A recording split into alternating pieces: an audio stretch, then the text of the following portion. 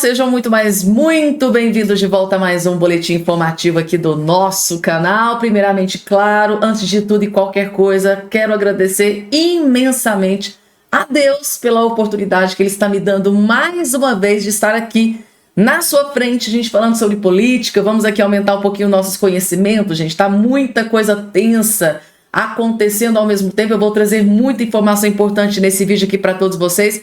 Quero agradecer a presença, de cada um de vocês que estão sempre passando por aqui, prestigiando o nosso canal. Quero desejar não só um dia maravilhoso, mas que essa semana, seja uma semana repleta de muitas bênçãos, muitas conquistas na vida de cada um de vocês que estão do outro lado me assistindo aqui nesse momento. Gente, é o que eu desejo mesmo, tá? Do fundo do meu coração para cada um de vocês. E se vocês me desejarem o mesmo aqui embaixo nos comentários, gente, vocês não têm noção do quanto eu vou ficar feliz, tá? Vamos lá, gente, começando aqui. Como eu disse para vocês, realmente a situação tá extremamente tensa. Tá mais tensa do que a gente imaginava que iria ficar. Eu vou trazer aqui notícias da política nacional e também notícias da política internacional, tá? Informações aqui na tela, gente. Vejam o desespero. Blogueira da Globo News diz que aliados do governo Lula admitiram já existe votos suficientes para aprovar a anistia do pessoal do 8 de janeiro. Gente, os militantes de esquerda aqui, gente, tá? Os passadores de pano pro Lula estão simplesmente desesperados e furiosos, porque agora eles já estão sabendo que dentro da Câmara dos Deputados, dentro do Congresso Nacional, já se tem todos os votos necessários suficientes para aprovar o projeto da anistia. Mesmo que o Alexandre de Moraes, que a esquerda, que os aliados do Lula tenham feito, estão fazendo de tudo aí para barrar, para atrapalhar essa votação, está sendo muito difícil, Até ameaça, parece que até o Alexandre de Moraes, essa treta envolvendo o Gilberto Kassab, parece que nada está adiantando, gente. Parece que, de uma vez por todas, o projeto da anistia deve ser aprovado. Segundo ela, abre ela, vou trazer um vídeo, mas vocês vão ver, gente, a cara, ela tá quase chorando dando notícia, gente. Tá sabe aquela cara de enterro?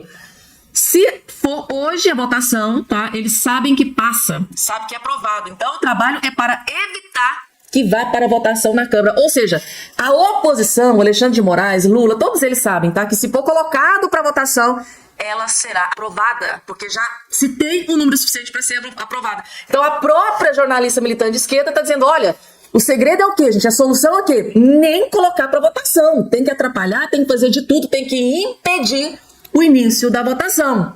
E é para isso que alguns e outros estão agindo ali por detrás dos bastidores, que a gente já está sabendo e que eu estou atualizando vocês aqui nesse canal. Vocês estão acompanhando a treta aí entre o Moraes e o Kassab? O que é que vocês acham que está acontecendo essa treta? A pauta principal, o foco principal é o quê? É o projeto da anistia, mas vocês vão entender tudo agora. Vejam o nível de desespero e a cara de choro da jornalista falando que o projeto da anistia vai ser aprovado. Trali, eu vi hoje de lideranças importantes de partidos que estão com o governo, aliados do governo e que se opõem a esse projeto da anistia, que se for a votação hoje, eles sabem que passa. Então, o trabalho é para evitar que vá a votação na Câmara, porque a grande questão está nas mãos do presidente da Câmara, Hugo Mota. Partidos de direita e até de centro já estão se mobilizando para votar dentro de acordos políticos, votar a favor desse projeto da anistia. Então, começou ali com o PL, claro, partido de Jair Bolsonaro. Jair Bolsonaro chegou a dizer que tinha feito um acordo com Gilberto Kassab para que o PSD votasse também.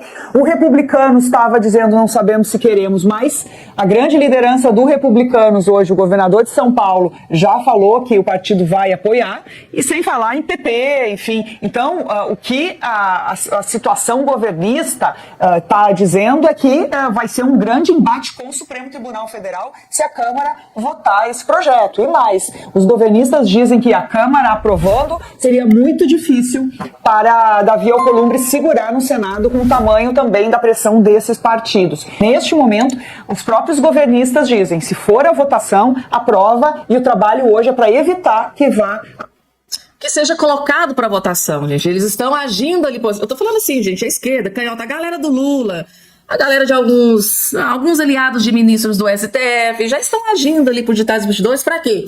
Para não colocar para votação. Pessoal, resumindo aqui para vocês, tá? Se colocar para votação, vai ser aprovado. Já tem voto mais do que suficiente para aprovar esse projeto da anistia. Ou seja, só está dependendo do Hugo Mota. Será que o Hugo Mota vai arregar vai cumprir, né, o que, né, prometeu para o Bolsonaro, né, disse que sim, tinha grande chance de colocar para votação quando ele precisou do Bolsonaro. Bolsonaro teve reuniões com ele, né, o Bolsonaro disse que o apoiaria, né, colocaria ali vários partidos à disposição do Hugo Mota para ele ser o novo presidente da Câmara no lugar do, substituindo ali o Arthur Lira, mas desde que ele se comprometesse a pensar com muito carinho no projeto da anistia, e aquele toma lá da cá. E agora, gente, a decisão só está nas mãos. Gente, a votação, na verdade a aprovação já está garantida, tá? Isso só está dependendo agora do Hugo Mota, gente, colocar para votação. Então, o projeto da anistia só está dependendo da boa vontade do Hugo Mota em colocar para votação. Hugo Mota que estava aí, né, alguns dias viajando com o Lula da Silva. E aí, gente? Será que teve muita aproximação com o Lula durante essa viagem? Será que o Hugo Mota vai ter coragem para colocar para votação? Vai voltar atrás? Vai apunhalar o Bolsonaro pelas costas? Porque hoje a maior expectativa dentro do Congresso Nacional é exatamente sobre o projeto de lei da anistia, né, para esse pessoal do 8 de janeiro. E aí, gente? Hugo Mota vai dar uma apunhalada nas costas do Bolsonaro? Não vai colocar para votação? Ou será que ele de agora em diante, ele vai escolher um lado e vai se alinhar a Lula e STF? Dúvida cruel, gente, tá? Dúvida cruel que vai ser respondida aí agora, já nos próximos dias, gente, tá? Próxima informação na tela, gente. Que pancada do William Vac com esse vídeo aqui, gente. Que pancada do William Vac no STF e no ministro ali do STF, gente, tá? Um dos melhores vídeos. Aqui ele macetou sem dó nem piedade. Espaço de uma semana, a cabeleireira Débora Rodrigues dos Santos deixou a condição de prisão preventiva pela tentativa de depor o governo e abolir o Estado de Direito, segundo a acusação, naqueles eventos abjetos de 8 de janeiro, pela qual está na cadeia há 2 anos. E, no espaço de uma semana, Débora passou a condição de prisão domiciliar, até que seja julgada pelo STF, onde há 2 votos para condená-la a 14 anos de prisão. Ela é a mulher que usou um batom para pichar a estátua da Justiça com a frase "perdeu o mané", frase, aliás, do próprio presidente do Supremo. O que aconteceu entre sexta-feira da semana passada, na qual o ministro Alexandre de Moraes votou pelos 14 anos de cadeia para Débora, para esta sexta-feira hoje, quando o mesmo Moraes decidiu mandá-la para casa com tornozeleira eletrônica, parece ser o reconhecimento dentro do próprio Supremo que algumas coisas estão indo longe demais. Débora é um daqueles episódios na política nos quais o que surge no começo como um detalhe vira o símbolo do todo. No caso, para a imagem do Supremo como instância cujas decisões na luta política acabam percebidas como injustiça. Exacerbada. Foi como um dos integrantes do próprio Supremo se referiu à pena proposta para a pichadora do batom. Ele está se referindo, gente, a uma fala do ministro Luiz Fux, que disse isso na cara do Alexandre de Moraes. Pena exacerbada, ou seja, pena desproporcional, exagerada, mais ou menos isso.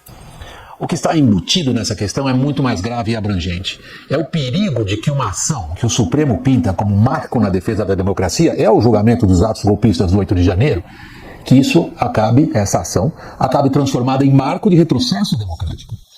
Quem deu uma mãozinha para o Supremo foi a Procuradoria-Geral da República, que pediu que se mandasse o símbolo para casa.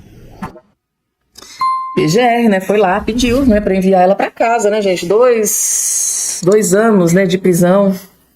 Muito triste o que passou essa mulher, gente. Eu fico assim imaginando, né, gente, se a gente é empatia, né, a gente colocar no lugar da pessoa, né, uma mulher jovem ainda, né, com 2 filhos pequenos em casa, tem uma família grande em casa e simplesmente por causa de um batom perder a sua liberdade, né, que é um dos princípios básicos que está ali na Constituição. Isso é democracia, liberdade, gente, tá? E por causa de um batom, a democracia foi simplesmente... Tem coisa aqui que a gente não pode nem falar, né, gente, tá? Para um bom entendedor, um pingo é uma letra. Ou seja, né, gente, na sexta-feira passada, o ministro votou e condenou ela a 14 anos de prisão, né? Votou para condená-la a 14 anos de prisão. Aí, uma semana depois de tanta pressão popular, pressão de parlamentares, né, pressão até do próprio PGR, não teve outra escolha, né? Teve que recuar e enviá-la, né, para cumprir prisão domiciliar, gente, tá? Ou seja, essa semana não foi nada fácil, né, para o Alexandre de Moraes, que, no meu entendimento, gente, tá? Nesse último julgamento, esse julgamento aqui do Bolsonaro, Luiz Fux macetou, deu uma canelada no Alexandre de Moraes ali em alguns momentos. Foram, assim, gente, não foi um nem dois momentos, foram vários momentos que o Luiz Fux, ó, cutucou lá na ferida, lá no ego do Alexandre de Moraes. Foram várias vezes. Eu acompanhei o julgamento dos 2 dias completinho, gente, assim, teve alguns momentos bem constrangedores, tá? Pro Alexandre de Moraes, Flávio Dino, que já tinha dado, né, 14 anos de prisão pra ela. Próxima informação na tela. Gente, prestem atenção aqui, porque o Bolsonaro, ele se pronunciou sobre essa questão da Débora Rodrigues. E segundo ele, ó, Bolsonaro diz que prisão domiciliar de Débora Rodrigues foi recuo tático da PGR. Ou seja, para o Bolsonaro, tá, a PGR tem um plano. E por isso tomou-se essa decisão de mandá-la cumprir a prisão domiciliar. Mas por que o Bolsonaro está dizendo essa questão? Por que o Bolsonaro acha que isso aqui, na verdade, é um recuo tático? Tem uma tática por trás, tem um plano por trás dessa decisão do PGR. Vamos entender o posicionamento do Bolsonaro? O ex-presidente Bolsonaro, do PL, diz que o pedido da PGR, Procurador-Geral da República, para que Débora Rodrigues migrasse ao regime de prisão domiciliar foi um recuo tático. A avaliação da PGR foi recebida por Alexandre de Moraes, né, que condenou, que concedeu o benefício à cabeleireira de Paulínia, no interior de São Paulo. Olhem só, segundo o Bolsonaro, abre aspas, não estamos comemorando um avanço, estamos testemunhando um recuo tático e ainda coberto de cinismo jurídico, afirmou Bolsonaro no X, no antigo Twitter. A vergonha ficou grande demais para sustentar. Débora, gente do céu, que comentário do Bolsonaro, que pancada do Bolsonaro no STF, hein? A vergonha ficou grande demais para sustentar. Débora tornou-se um símbolo da campanha do ex-presidente por anistia, tal. Segundo o placar da anistia do perdão, há 91 votos a favor da proposta, tá? Débora foi detida, que vocês já sabem. Então, assim, gente, segundo o Bolsonaro, tá? Essa decisão do PGR é apenas aqui uma tática. E esse comentário doeu, né, gente, tá? A vergonha ficou grande demais para sustentar, gente, tá? Esse foi o comentário do Bolsonaro aqui nesse dia de hoje.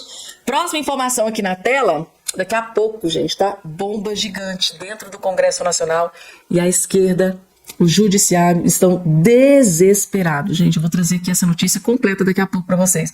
Porque vejam só, gente, tá? Segundo a colunista Bela Megali, deputado que chamou o STF de mafioso e chantagista entra na mira do STF, da Corte Suprema do nosso país, exatamente. Marcel Van Hatten, muito corajoso, inclusive... ele disse isso ali na tribuna, né, gente, tá? Para o Brasil inteiro. Ele disse que, né, o que está acontecendo ali é uma máfia e foi para cima com tudo. O Grande Supremo Tribunal Federal avaliam que é real a possibilidade do deputado bolsonarista Marcel Van Hatten sofrer consequências graves pelas ofensas que proferiu contra a corte.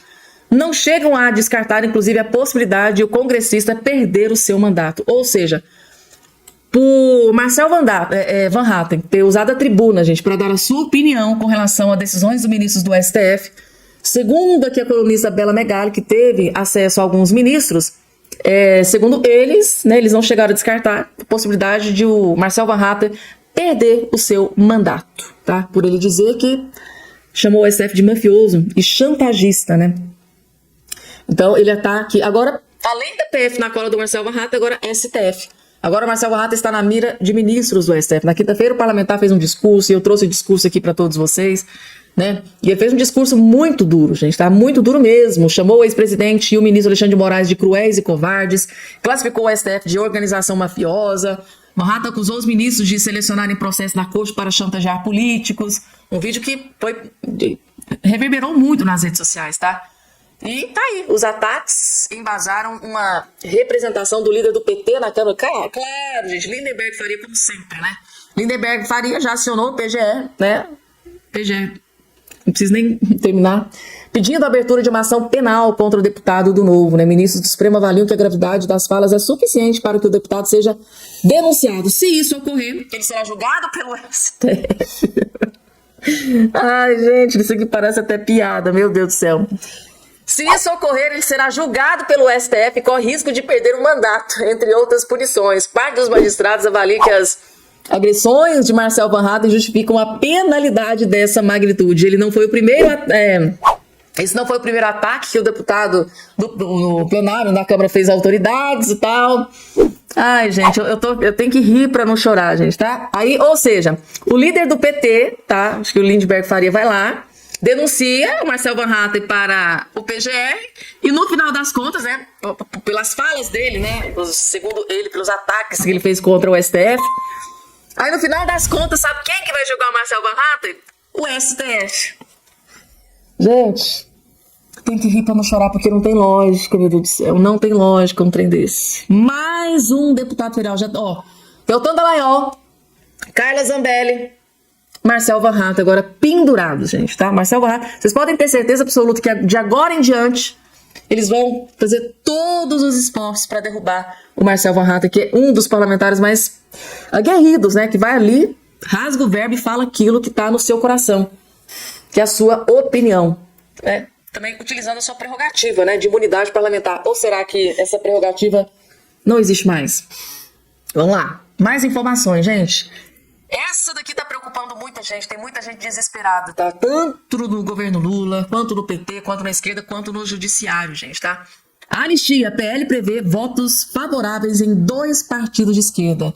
Ou seja, 2 partidos de esquerda também vão votar a favor do projeto da anistia. Gente, a gente tem informação de bastidores que tem gente ali da esquerda, do PT, aliados do Lula, que estão revoltados, tá? Aqui, ó. À frente, né, do projeto da anistia do pessoal do Rio de Janeiro, o líder do PL na Câmara, Sóstenes Cavalcantes, contabiliza votos favoráveis à proposta, até mesmo em partidos da base do governo Lula.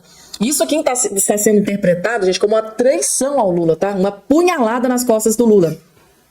E alguns ministros do STF. Pelas projeções de Sóstenes, alguns deputados do PDT e de Ciro Gomes e do PSB de Geraldo Alckmin deverão votar a favor do projeto. Ou seja, partidos, tá, do PDT de Ciro Gomes, do PSB de Geraldo Alckmin deverão votar a favor do projeto. Os 2 partidos possuem ministérios no governo Lula. Agora vocês entenderam por que é que o Lula tá furioso com isso aqui? Tem ministérios no governo dele que vai votar a favor da anistia. Aí o homem fica furioso, né? Sóstenes promete apresentar um requerimento de urgência para o projeto da anistia na reunião de líderes na Câmara marcada para a quinta-feira, dia 3/4. O objetivo é de protocolar o pedido com assinatura de 9 partidos. Antes de protocolar o requerimento, Sóstenes deve se reunir na terça-feira com o presidente da Câmara, Hugo Mota, e outros líderes favoráveis ao texto, como a coluna noticiou segunda-feira. Ou seja, gente, semana que vem está nas mãos do Hugo Mota toda essa questão. Voto suficiente para aprovar tem mais do que o suficiente. Agora, a decisão está nas mãos do Hugo Mota. E aí, qual que vocês acham que vai ser a decisão do Hugo Mota depois de ter viajado lá pelo Japão com o Lula da Silva? O que será que esses dois devem ter conversado durante toda essa viagem? Tiveram muito tempo, né, gente, para conversar, né? E aí, o que é que vocês acham que o Hugo Mota vai fazer? Coloca aqui embaixo a sua opinião. Vamos lá, pessoal. Outra notícia que foi divulgada aqui nesse dia de hoje, tá? O judiciário está de luto nesse dia de hoje, tá? Marcos Vilaça, jornalista, advogado e ex-ministro, presidente do Tribunal de Contas da União, membro da ABL, morre aos 85 anos. É esse que está aqui na sua tela. E ele tá aqui essa outra, tá? Com mais riqueza de detalhes, tá? Ex-ministro, gente, tá? Ex-ministro morreu no Tribunal de Contas da União, né? Ex-ministro do Tribunal de Contas da União, autor de mais de 70 obras. Quem era Marcos Vilaça, ex-presidente da ABL, que morreu no Recife aos 85 anos. Tá aqui, gente, tá? Esse que está aqui na sua tela. O escritor Marcos Vinícius Rodrigues Vilar, que morreu neste sábado aos 85 anos, foi eleito imortal da Academia Brasileira de Letras no dia 11 de abril de 85.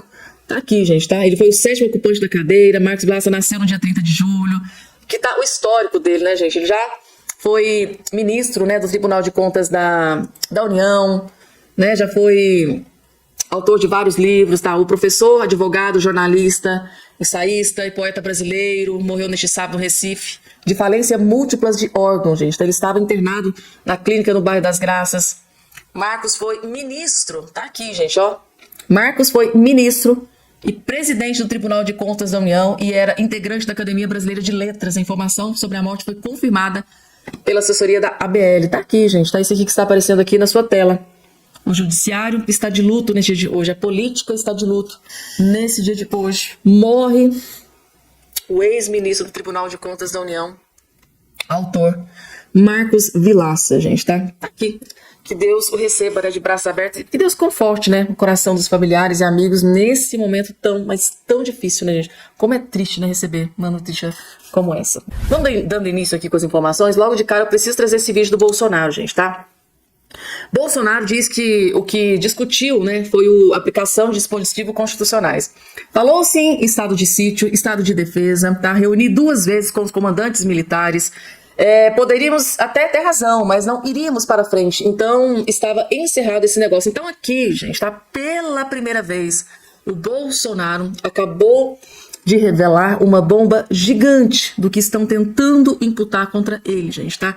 E agora a gente vai entender que a situação é muito mais grave do que a gente imaginava. Só assistam que vocês vão entender absolutamente tudo. O que nós fizemos? Em novembro de 22, a gente queria questionar de uma forma crescente o TSE, porque faz parte da regra do jogo.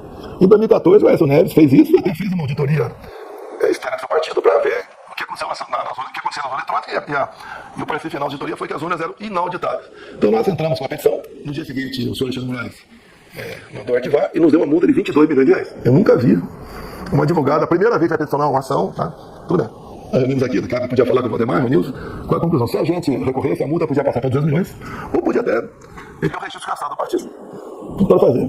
Se eu não vou recorrer à justiça eleitoral, pode ir para onde? Então, eu conversei com as pessoas, dentro das 4 linhas que vocês estão cansados de falar, o que a gente pode fazer? Deve ser olhado lá, sítio, defesa, 142, intervenção. Essas foram sociedades habitadas. O que a gente podia fazer legalmente, tá? Não foi decisão. E daí, falou-se, estado de sítio, estado de defesa, tá? Reuni 2 vezes com os comandantes militares, né, com as outras pessoas perdidas por ali, né? Mas nada com muita profundidade, porque quando você perde a eleição, você fica um peixe fora d'água.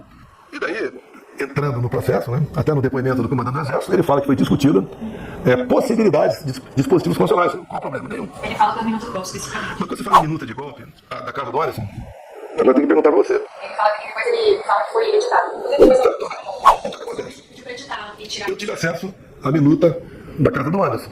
Você vê um parágrafo, fala ali, intervenção no TSE. O resto, 2 páginas, cópia da nossa Constituição. E o que é o estado de defesa do sítio. Tá? Então foi conversado rapidamente, chegando à conclusão que não podia ir para frente, que poderíamos até ter razão no que nós conversamos, tá? Mas não iria para frente e estava encerrado o negócio. Você falou de 4-2 também, como é que você tipo? Não. De passagem, talvez alguém tenha falado lá, porque todos os dispositivos constitucionais foram, até tudo, intervenção federal, tudo foi colocado na mesa ali, dispositivos constitucionais, mas nada além disso aí. Agora, o PGR foi para o final, se não me engano, para o estado de sítio. Isso é defesa. Isso é defesa, o sítio. O primeiro passo é convocar os conselhos da República da Defesa. Isso não foi convocado, então não houve nem cogitação de nada. Se eu não convoquei estado de defesa e sítio, você pode falar em assinar um decreto. O decreto do estado de defesa só pode ser assinado depois que você ouvir os conselhos. Daí você assina o decreto e a Câmara tem um prazo, ou Congresso, para dizer se procede ou não. E, mesmo assim, na mensagem do decreto tem que ter exposição de motivos, bem fundamentada. Sem fundamentação, né, ou com certas divagações, o presidente está em curso de crime de responsabilidade. Então, você analisou isso aí, esquece. Agora dá para entender, né, gente, por que é que PF, PGR e STF estão desesperados, né? O grande problema, gente, tá, é que falar, até papagaio fala, né?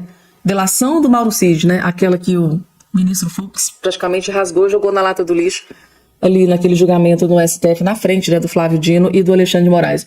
É toda essa questão, gente. Nesse vídeo aqui, se vocês assistirem com muita atenção o que o Bolsonaro diz aqui nesse vídeo, ele simplesmente, em menos de 3 minutos, ele acaba com toda a narrativa que está sendo construída contra ele, né? Tanto pela PF, tanto pela GR, e agora vai começar no STF. Ele está simplesmente destruindo, derrubando todas as narrativas que estão tentando construir contra ele, gente, tá?